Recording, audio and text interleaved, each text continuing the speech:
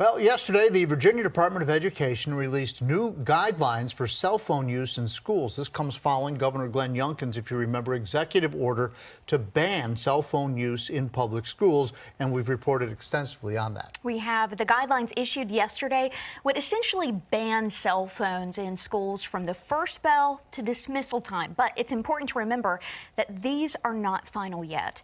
10 News reporter Samuel King joins us now. First off, welcome to the team. We're so happy to have you here. Thank you very much. Thank you, Rachel and John and everyone, and glad to be here. Yeah, we are. And so tell us about this today. Yeah, we've been looking into this for a while. As you know, we've reported a number of school divisions have issued guidelines regarding cell phone use in schools. And we know that many local school leaders are now reviewing this draft guidance to see where their policies stack up. And some experts we spoke with today are welcoming the change. When students are in school, they need to be engaged with their teacher and engaged with the other students in the classroom, learning the curriculum. Nancy Bradley sees the issue from multiple perspectives. Not only is she the Associate Director of Academic Programs at Virginia Tech School of Education, but also she's the chair of the Salem City School Board. I think it's good guidance. I think it's well developed. She says Salem's guidelines are already very similar to the ones proposed by the state. Is there a place at all for cell phones in K through 12?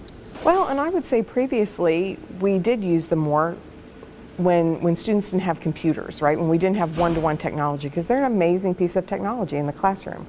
But most divisions have one-to-one computers now for students, and so that can kind of take the place of what purpose that cell phone would have served in the classroom.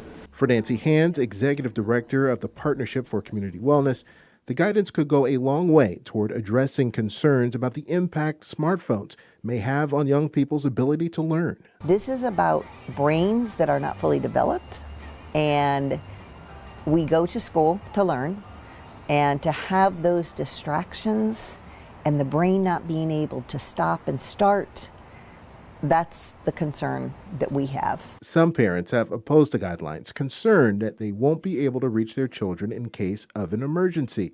Hand says an old school flip phone can be an alternative and less distracting than smartphones. We totally understand that safety side of it, but what we also know is that we have to look at this as moms and dads and grandparents and adults.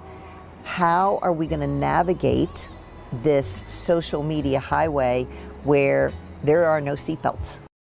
And we want to hear what you think of these new guidelines. You can send us your thoughts through this article online right now at WSOS.com. And again, these new guidelines are only a draft. The Virginia Department of Education will collect input over the next month and issue final guidelines on September 16th. They would then go into effect at the 1st of next year, January 1st. Rachel?